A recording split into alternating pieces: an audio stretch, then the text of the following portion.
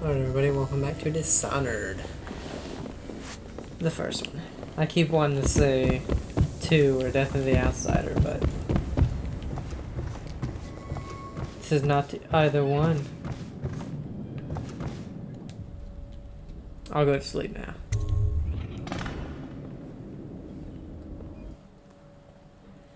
Somewhere else.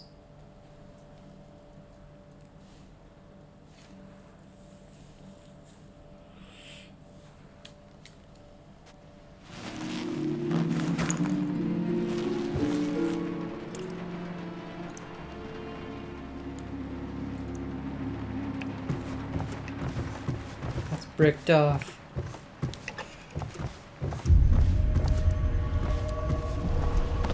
A visit from the outsider. Something's not right.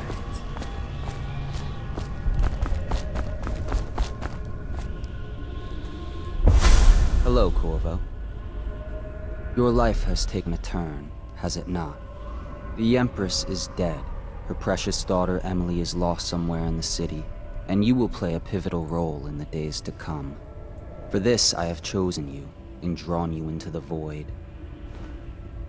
I am the outsider, and this is my mark.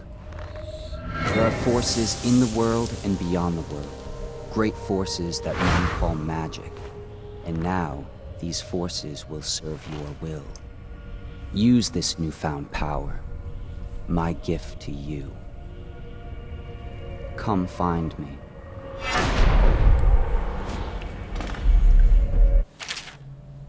Power. Blink. Use L2 to execute a fast and stealthy forward dash through the world. You can also use it to move upward, but the distance is reduced. Aiming at ledges will allow you to blink forward and climb up. Hold L2 to target your destination with precision. A blue sphere indicates that you should reach your destination. A blue arrow indicates that you will climb up when you reach your destination. Well, alright. Whoops.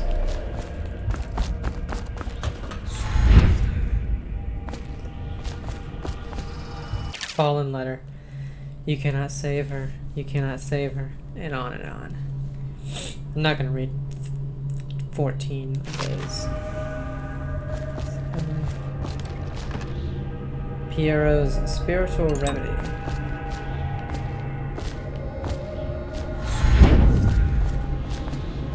Then if we wait, it'll refill, but if we blink before it does that, then of course we lose more of it.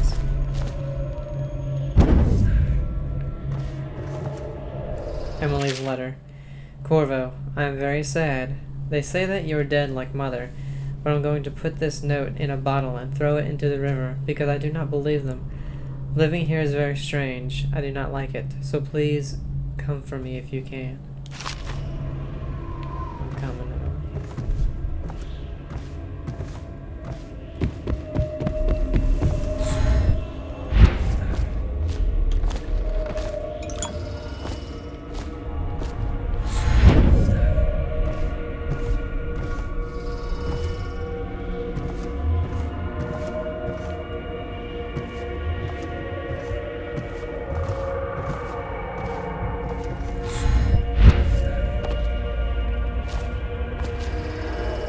Oh, look at the whale.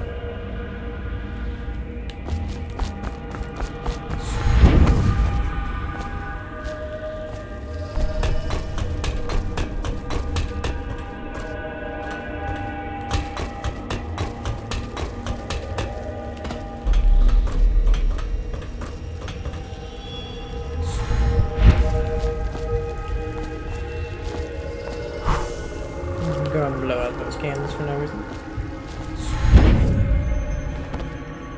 In the days that follow, your trials will be great, Corvo. Seek the ancient runes bearing my mark in the lonely places of your world, and at shrines raised in my name. These runes will grant you powers beyond those of other men. To help you find these runes, I give you this, the heart of a living thing, molded by my hands. With this heart, you will hear many secrets, and it will guide you toward my runes. no matter how they may be hidden. Listen to the heart now, and find another rune.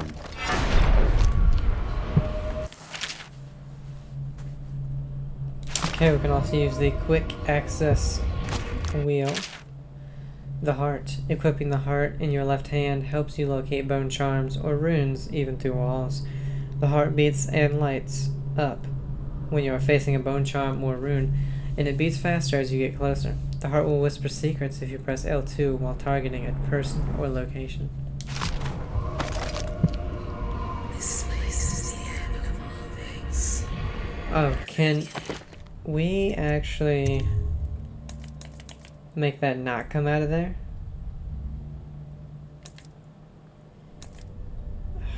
Dang it.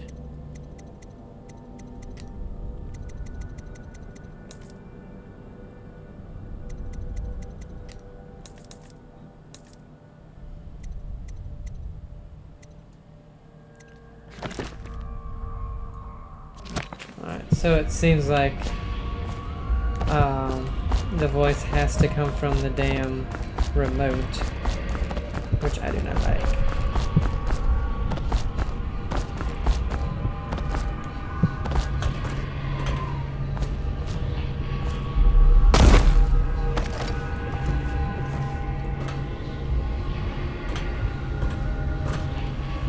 All times meanings here. Seconds. No centuries.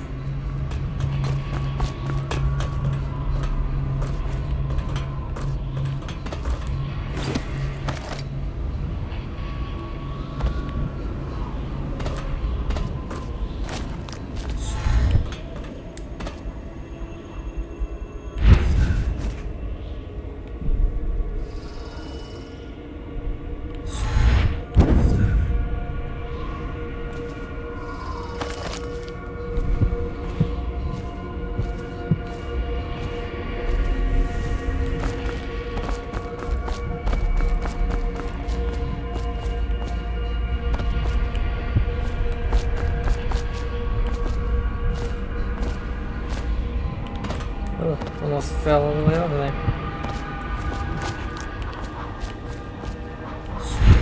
Whoops.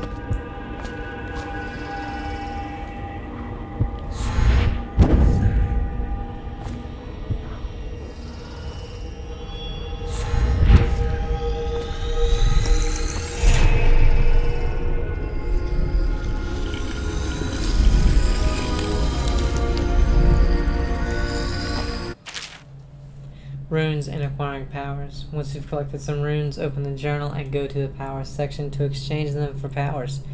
Runes can be collected and used to acquire supernatural powers.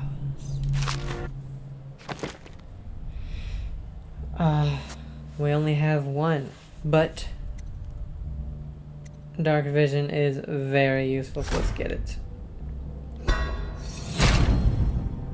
Dark vision. Press L2 to see in the dark and to reveal living beings through solid walls. You can also see their fields of view as well as a visual representation of the sounds you make.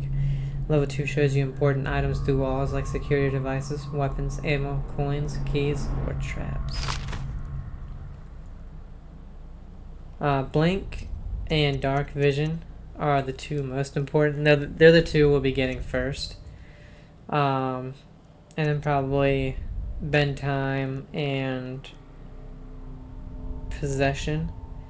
Devouring Swarm, Wind Blast, Shadow Kill, and Bloodthirsty are all killing ones. We won't be getting any of those.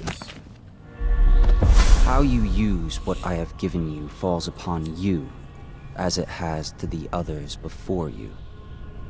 And now I return you to your world, but know that I will be watching with great interest.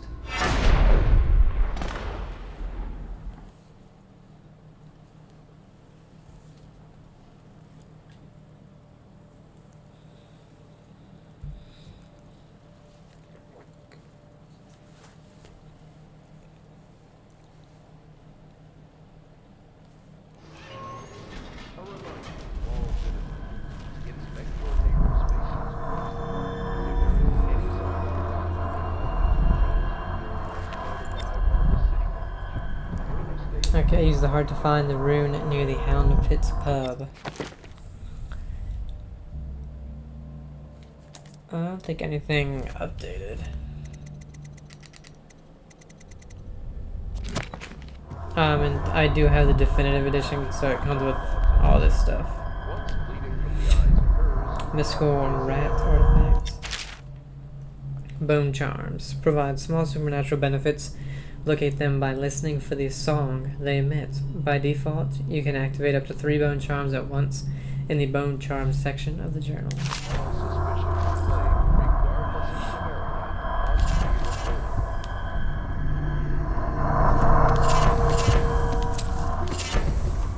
Go and pick these up real quick.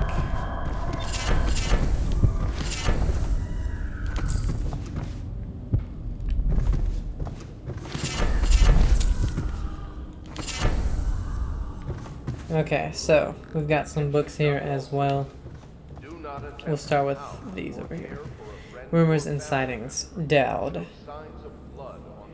And Dowd is played by a famous actor too, but I cannot remember his name. Excerpt from an Overseer's covert field report. For over a year now, I have lived away from the Abbey, without the company of my Overseer brethren, or the guidance of the blind sisters of the Oracular Order. Days have passed, with me sleeping in the dens of cut purses, murderers, and worse. And the nights have seen me prowling through the worst alleys and wretched corners of Dunwall. I have taken my meals with killers. At times I have ventured beyond the city walls, meeting in forgotten graveyards and the outlying ruins frequented by those of ill means. My beard has grown long, and I wear the weathered clothing in bits of boiled leather, favored by the Bottle Street and Hatter gangs, and by those rough men and women who make their trade knifing others in return for coin. My hands have run red with blood, it's true, but I have selected my targets with care, choosing among those criminals and heretics who were not fit to live, executing them justly, and using their deaths as a means of building my reputation. So for this trick has allowed me to make my name among many murderous colleagues without taking the lives of the innocent. My goal is singular. I must impress the assassin named Dowd in order to get close to him. Of all the practitioners of black magic we have tracked, none concern the Abbey as much as Dowd. It is said that his mother was a witch from one of the archipelagos off the Pandician coast, taken captive by pirates venturing far from the Isles. According the legend, by the time the ship returned, the captain was dead and the witch controlled the crew, with Dowd still a shadow in her belly. The earliest stories tell of a gang killer without mercy, moving among the shopkeepers and city watch officers of Dunwall like a reaper through wheat. Then a period of silence followed. Years, we now believe, he spent traveling the Isles, studying anatomy and the occult in the great halls of learning and in hidden basements frequented by fellow dabblers in the forbidden arts. Dowd is even purported to have spent a winter in the Academy of Natural Philosophy itself, and for a time before a schism developed, he counted the Bridgemore witches among his allies. All the while he honed his craft, and it is during this time that we believe he began to consort with the outsider. Now reports emerged of a dusty-skinned assassin paid by the elite to eliminate their rivals in Dunwall and in the other major cities across the Isles. Those who saw him and lived numbered in the handful, but all of them reported something strange. He appeared and vanished like smoke. From a nearby rooftop he gestured, and a noble woman stumbled from her balcony, falling to her doom on the cobblestones below. Most recently, as this new threat of plague has arisen, in Dunwall, Dowd has been seen leading a gang of men in dark leather. Dressed as factory whalers in their vapor masks, they seem loyal beyond comprehension for one so unworthy. leading me to wonder if some of his magic is dedicated to lulling their minds, enslaving them. Only a month ago, one young girl claims to have come upon a strange scene, carrying a bottle of milk home to her crippled brother. She was taking a shortcut through the tailor's district. In a narrow street, she passed beneath a window and heard unusual sounds from within. Pushing aside the ratty curtain, the girl saw into an abandoned apartment, used by miscreants for gambling and trading hobberweed. An occult shrine had been erected against the far wall, which she recognized from the teachings given by her local overseer. A man she described as resembling Dowd was kneeling before the shrine, muttering to an unseen spirit as if in argument. He took a carving, made of pale bone, from the altar before him, and the lights all went out in a gush of unclean wind. Quiet as a field mouse, she slipped away, running until she reached her home. There can be no doubt. Dowd is an agent of the outsider and must die, for there is no limit to the evil this man might do. This is my solemn oath, and the great purpose of my life. Until Dowd is dead, and his corruption has been purged from the world, I will continue to move among the depraved, winding my way toward him. I will not drop my guise, nor don my overseer's mask again, until Dowd breathes no more. That was long as shit. Field Survey Notes, The Royal Spy. Excerpt from the personal memoirs of Hiram Burroughs, dated several years earlier. This is the 4th day, month of high cold. Progress continues on the suppression of gang activity in the distillery district, but more slowly than I had expected. The ruffians operating there have been cunning. I'll grant them that, but it's only a matter of time. I'll see their leaders flogged in public and sent beneath the royal executioner's blade. If I had my way, that mute bastard would be working night and day removing the heads that need removing. Internally, the Empress does not seem pleased with my investigations. It seems that it is beyond her thinking, against her very nature as a trusting person, to believe that traitors move among us. But I know they do. They must. No, Jasmine would rather spend her time with the royal protector. At least he's likely to stop any immediate threat to her safety. But a strong arm is not what's needed against those who would undermine us. How will Corvo's sword stop a poisoned wine glass or an explosive delivered by courier? It will not. There are many threats around us, threats requiring meticulous efforts to police. Young Lady Emily is undisciplined, I'm afraid. Here within Dunwall Tower she receives instruction from the finest tutors known in the Isles, yet her mother spoils her and she spends most of her time lost in imagination, wasting her time drawing, or asking Corvo to teach her to fight with wooden sticks. The girl must rule the Empire someday. Every moment spent at play is a moment wasted. Shoring up security for the main gate leading into Dunwall Tower has been another pet project of late. To think that back in this day, Emperor Caldwin left it open to the public during the day, allowing anyone to come and go as they please. If it were up to me, I'd seal off access to the streets entirely, but the Empress won't hear of it. The water lock is much easier to protect, and if it were the only way into the tower, traffic in and out would be greatly reduced. Someday the wrong person is going to slip in and will suffer for it. Mark my words, no amount of security is excessive when it comes to protecting heads of state. The Empress also disapproves of my plans for the Sokolov devices. Sokolov himself has no interest in security, of course, but he's vain and therefore keen to see his inventions deployed in any fashion. This wall of light he's been tinkering with has promise. In any case, at least I was able to convince the Empress to upgrade the pistols carried by the officers of the watch. Why do I worry so, when no one else seems to care? If I ever fall asleep, will it all sink into the ocean? Will the rough things clamber over the walls and fill themselves on our flesh? This is what I see in the same dream several times each month. If only I had more say in things, more authority, I could protect us all. Perhaps I have been working too hard. Dinner and an evening of conversation with a certain lady of refinement might be in order, perhaps somewhere nice in the estate district.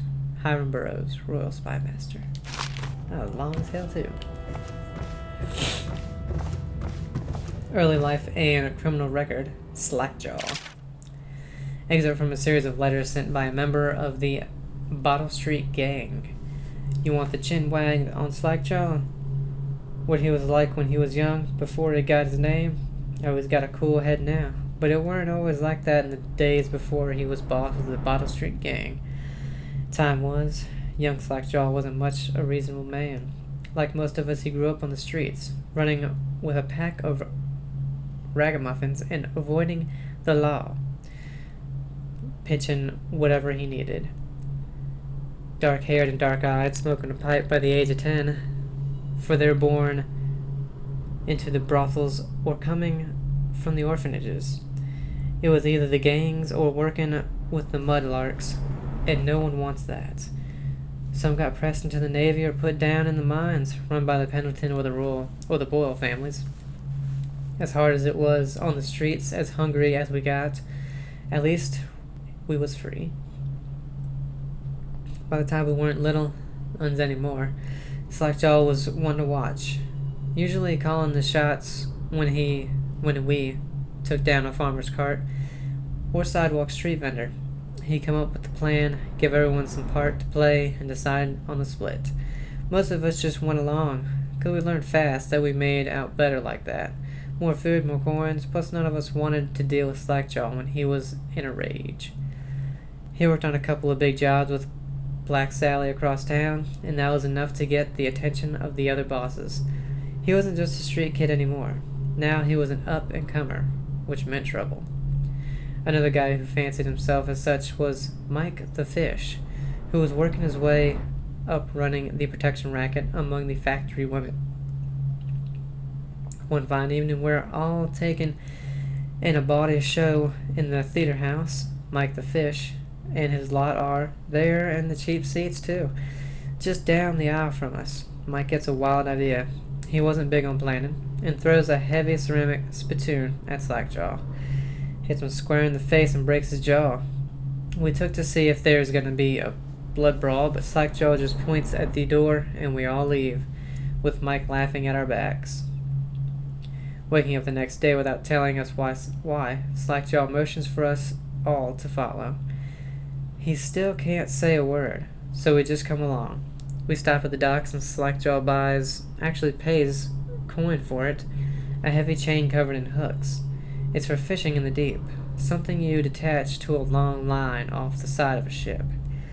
It's about 4 feet, made of thick links, and there are shark hooks coming off it at different angles. Slackjaw's got that thing wrapped around his left arm, dangling at his side.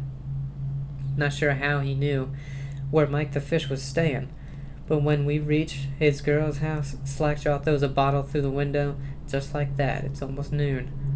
There's a bunch of screaming inside, and Mike pokes his head out, looking wide-eyed and baffled. When he sees Slackjaw out in the streets, a look came over his face that still gives me willies. Pure murder. Mike comes out the side door, bellowing like a blood ox, holding a cleaver, heading straight for Slackjaw. When they come together in the street, Slackjaw spins and the shark hooks bite deep into Mike's arm and shoulder. He screams, but Slackjaw holds onto the chain. He's standing there with his jaw broken, clenched tight, with the chain wrapped around his left arm, hook sunk into Mike the Fish, just knifing him as fast as he can. Mike couldn't fight very well, hook like that and using his left hand, but he was a big guy, and it took a lot of stabbing before he went to his knees. Everyone was cheering at first, but then we all went quiet. It just kept going and going until finally it was just Mike the Fish blubbering, crying like a baby, and the sound of Slackjaw's knife. When it was over, and there's the brilliant part, Slackjaw took out a note and stuck to Mike's face with a nail.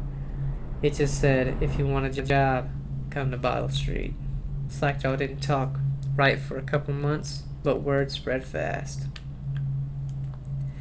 By the end of the year, once we had a sizable gang going, he sent out letters to the other bosses, telling them that he was running a brand new crew over on Bottle Street. Most of them laughed or beat up the guys who delivered the letters. Green-Eyed Trish even came back missing a thumb, but apparently Slackjaw was expecting that kind of reaction and had a backup plan. A week later, 4 of the bosses were dead. Seemed like a series of unfortunate events, but everyone knew better. One shot dead by the watch while standing in the middle of a meat market, another slipping and falling into the water, out cold. One of the older bosses found in bed with his belly open wide and a Tivian pear stuffed into his mouth. Still not sure what that meant, and Sheila Bournesworth was found bubbling in a cauldron of hot wax.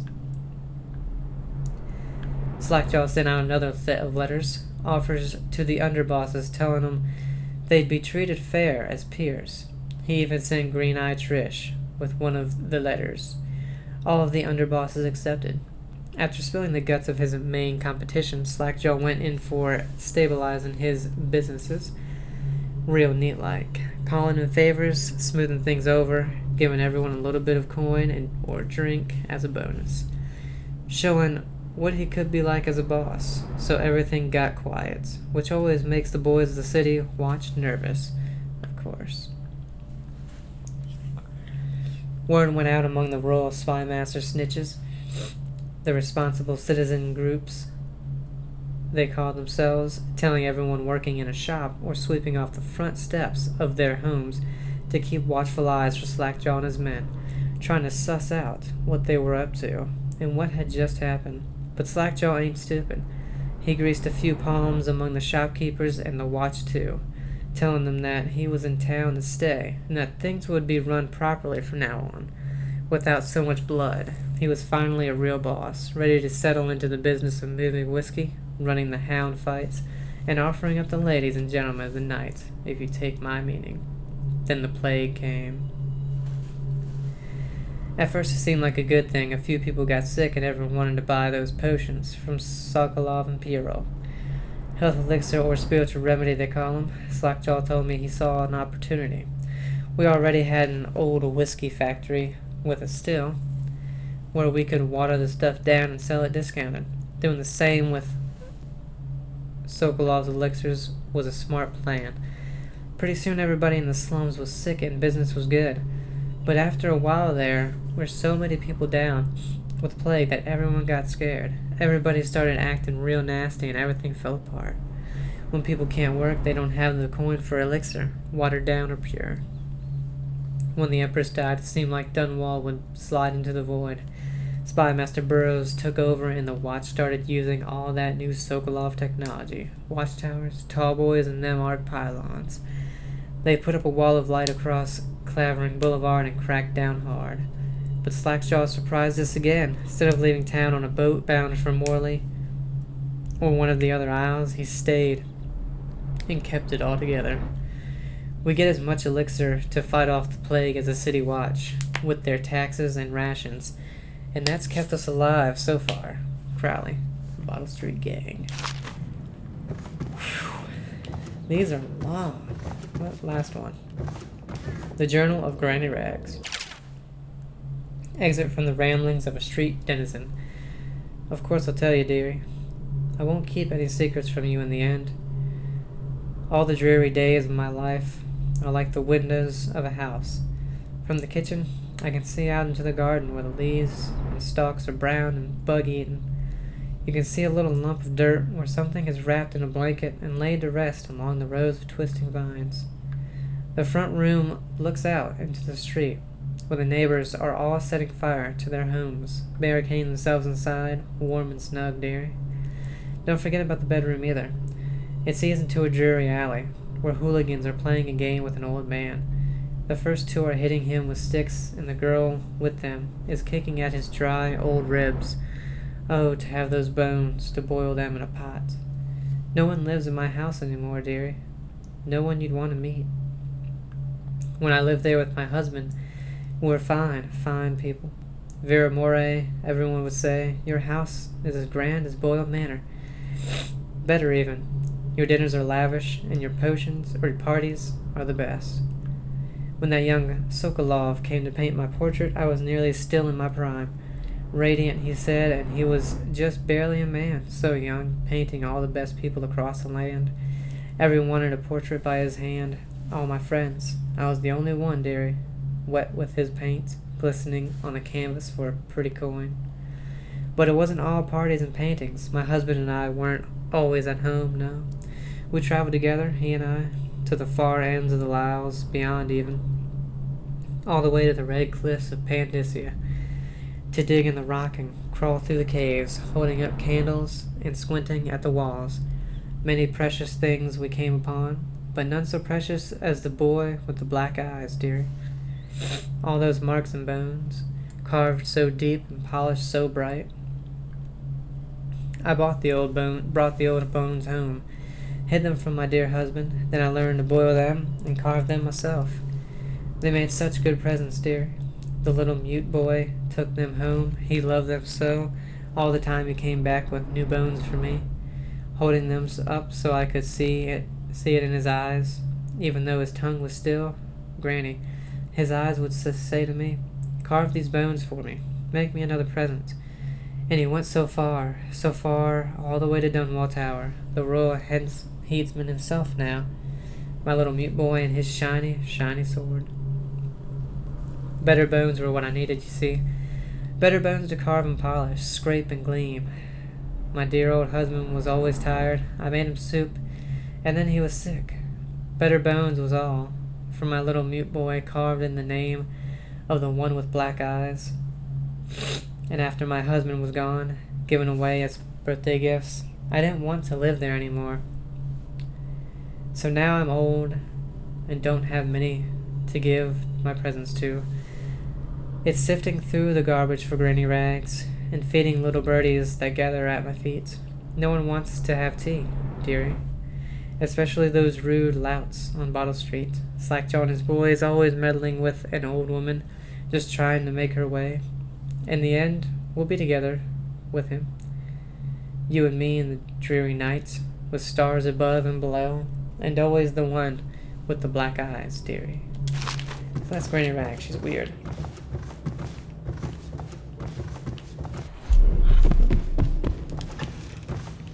I keep, I wonder now, can I go in these rooms? Blood from the eyes. I keep pressing L1 to run. Oh, whoops. Because I just finished playing Last of Us Part 2. And L1 is run.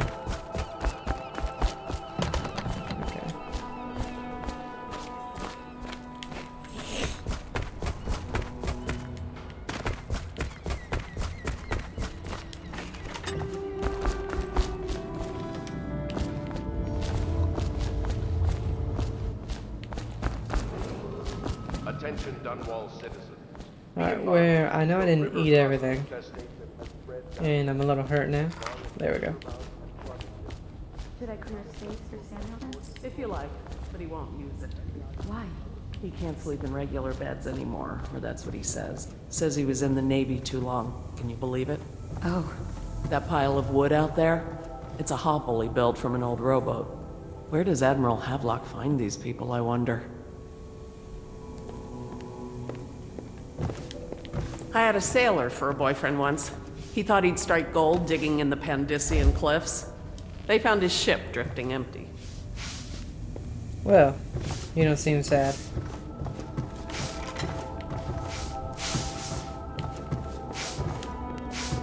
good day, Master Corvo. Oh, she doesn't have much to say. Oh, I wonder if there's more in his journal. Nope.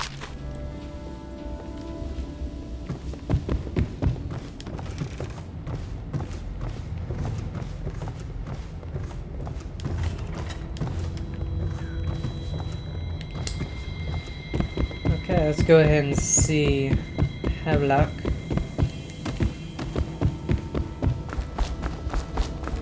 Well, let's get down to it. First off, I know that assassination is dark business, but sometimes good men have to do bad things to make the world right. Our purpose is clear.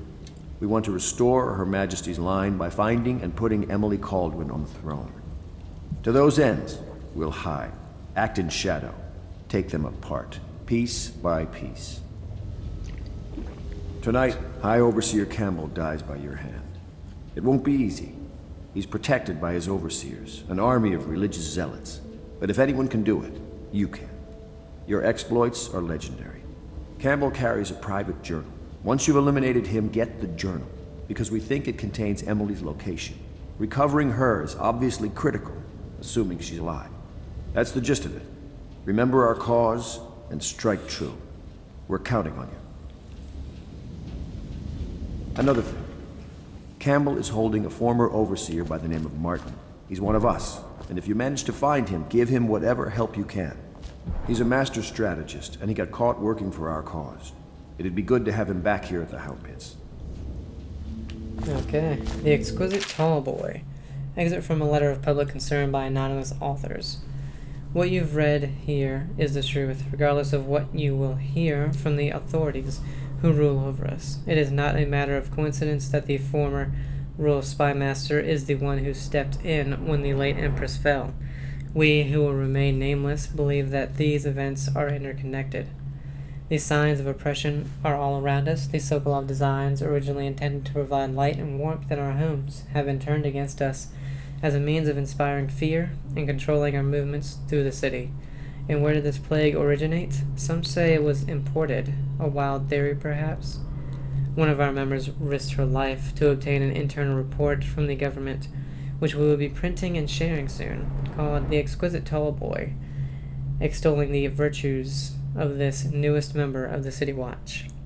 To those in the streets below, these virtues are horrors spread by stilted thugs who rain down fire on the sick and the poor. To these eyes, the tall boy is another government bully, armed with incendiary devices, thickly armored and standing high overhead, looking down at the common people of the city. We now know that the tall boys are heavily drugged,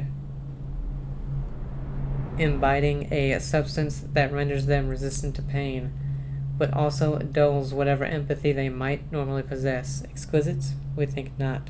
Copy these words and share them with your neighbors, and remember, when the tides are lowest, the truth will be revealed. Interesting. Somewhere in the basements below, hound kills hound, and money changes hands.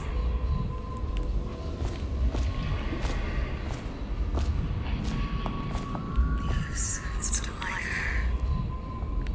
I hope you guys can hear that okay. Alright, we got a rune way the hell over there.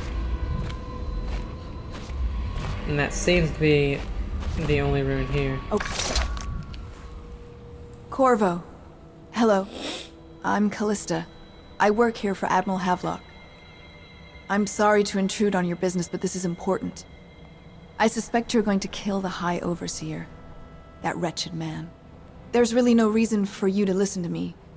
But my uncle, Jeff Kernow, still serves as captain in the City Watch. But he's a good man, and my only family. The chatter in servant circles is that Campbell just took delivery of an exotic poison. And I think I know why. My uncle's not corruptible like the rest of them. Campbell is going to poison my uncle. Do you think you could protect him? You used to do that, right? Before you had your current profession. Before you became an assassin. Okay, so optional. Spare Captain Kernow. Ensure Captain Kernow survives his visit.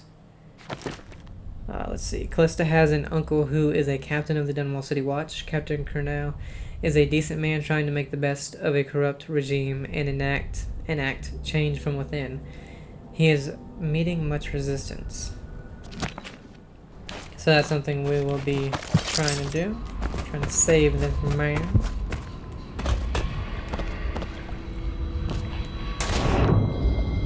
I gotta get out of the water. There's fishies that eat us in here.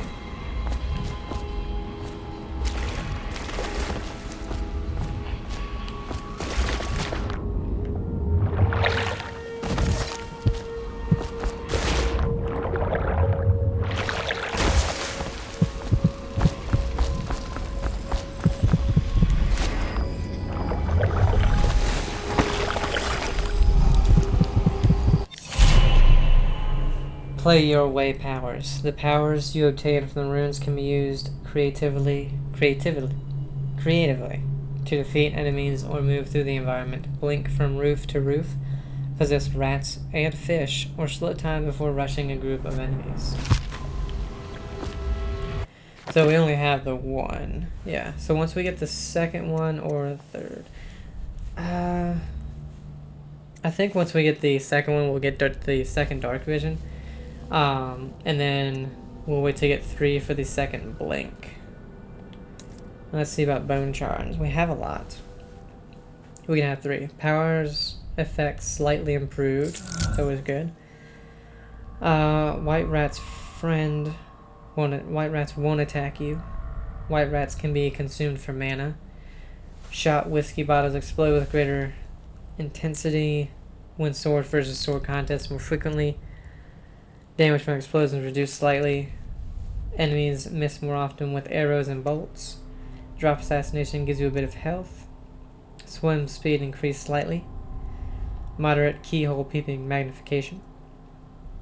Breaking glass sound is moderately reduced. Breath capable capacity in water increased slightly. So none of them are very good. Oh, we can activate 7.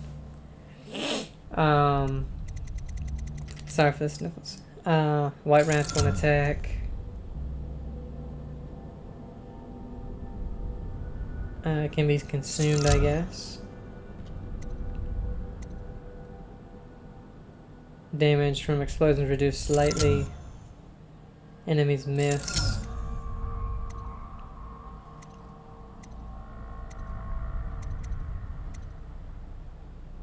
Breaking glass is reduced.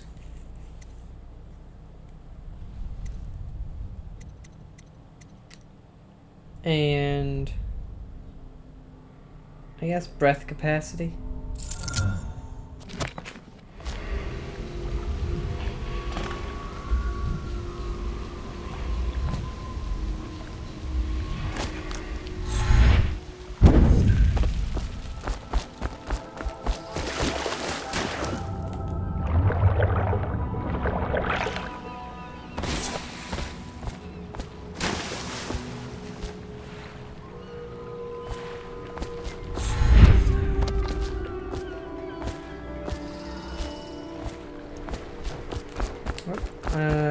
Don't think we actually went up here before. Oh wait, that's just the top of his shop.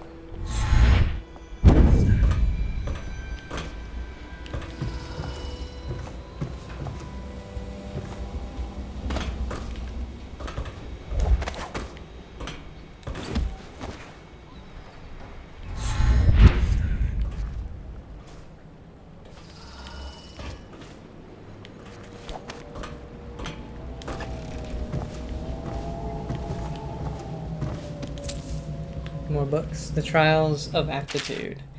Excerpt from a book on the esoteric practices of the Abbey. Once a child shows the proper inclination, he is marked. Overseers are assigned to study the subject surreptitiously in order to determine whether this inclination is supported by cosmological conditions and other signs, ongoing throughout the year. At the end of the cycle, those befitting further testing are removed from their homes some hours before dawn and must begin the march to an outpost outside the city. There, the children undergo ritual preparation and evaluation until the last night of the month of rain, when they make a pilgrimage to White Cliff. During an elaborate ceremony, it is determined which of the children will become overseer. Oh god, I read this one. I just read that whole thing and I already read it. God damn it.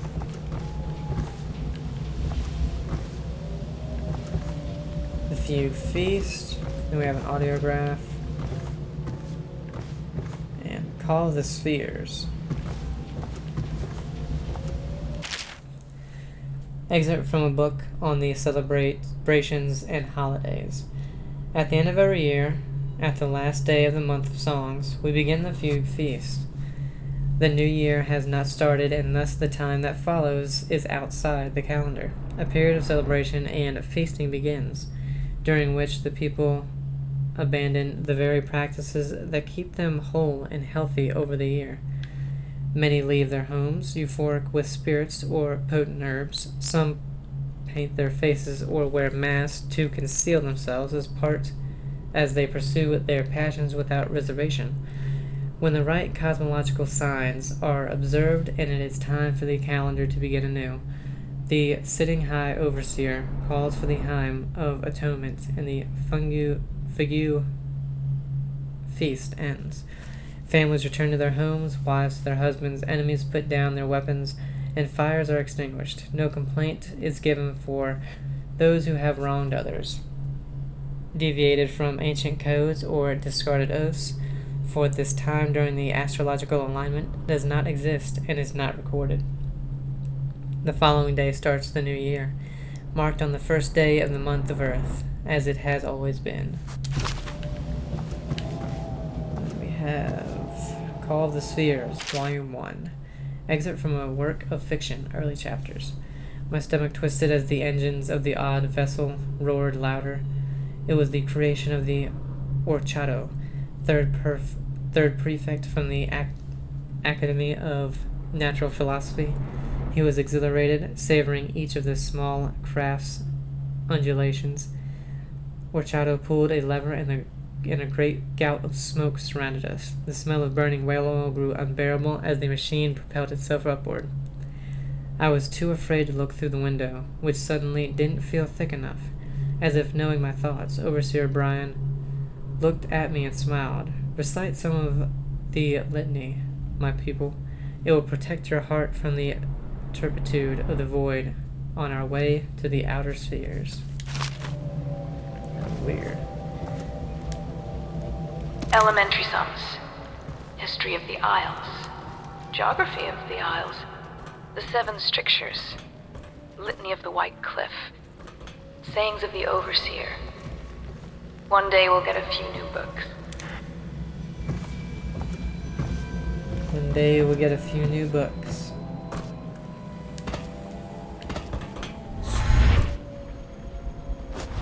Alright, can't go there. So I believe that is it. Maybe not.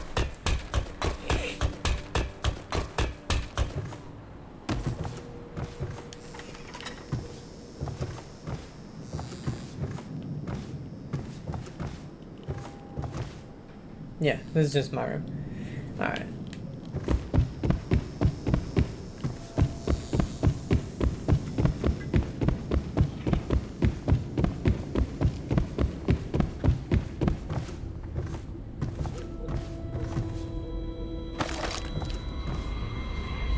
He sighs on his ears and reports to the overseers. Oh, what an asshole.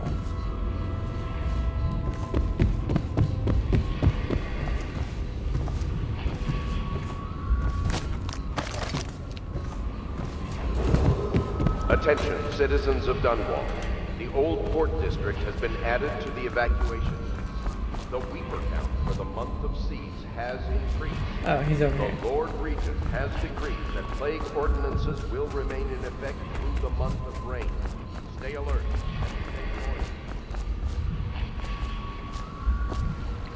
Just wondering, sir, if you thought about perhaps seeing Piero before venturing into the Overseer's nest. I'd recommend going with the best gear you can get together. Alright, let's go see really quick if he has anything else. I'm pretty sure we got just about everything he can give us. Good fill up on health, I guess.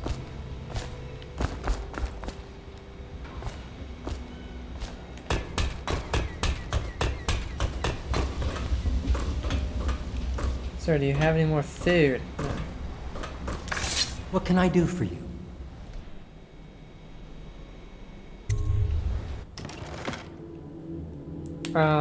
We have 2,050 coins now because we got all that crap. We can get a rune. It's good to buy the rune every time you see it because it's the only one they ever have, so we'll get 8 of those. I don't think we need to get a bunch of those grenades. No. Upgrades.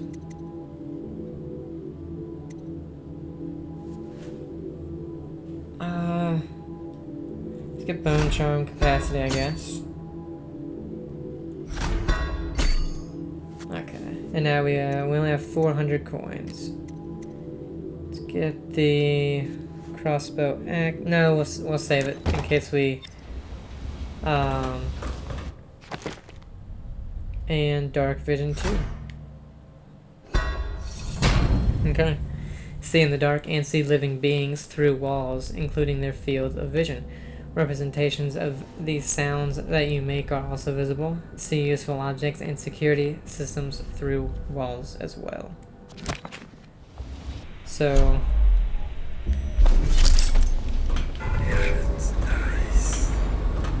that.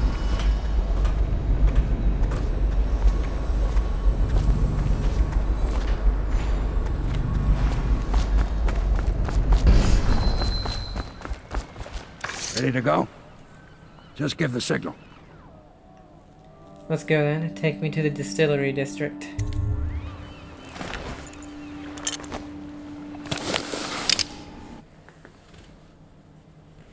Distillery district.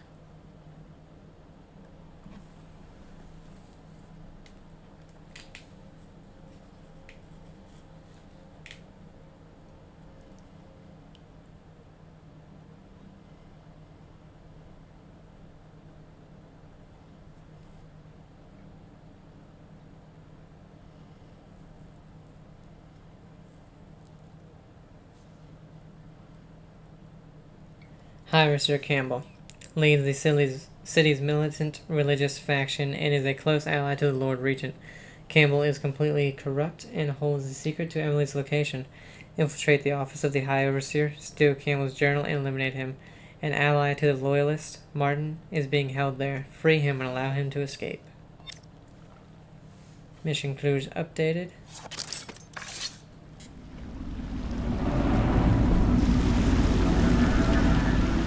It'll be a rough trip. Used to be to go straight up Clavering Boulevard, but now it's not so easy. Half the city's dead of the plague. The other half's fighting over what's left. The City Watch still holds the bigger streets, and they've set up those wall of light checkpoints. A man walks through one of those, and he ends up burned to a crisp. Everything not controlled by the City Watch is gang territory. And there are the real odd birds living on the fringes, like that Granny Rags. They say she's nuts. Don't know which is worse. Just take your pick.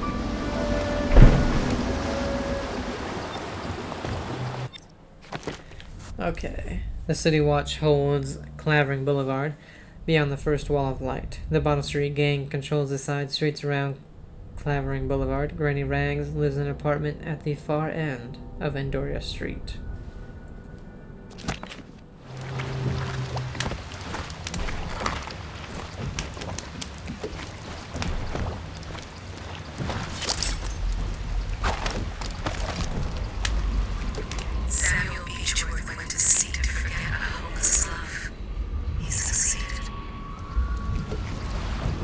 Okay, and we can see all of the runes and bone charms.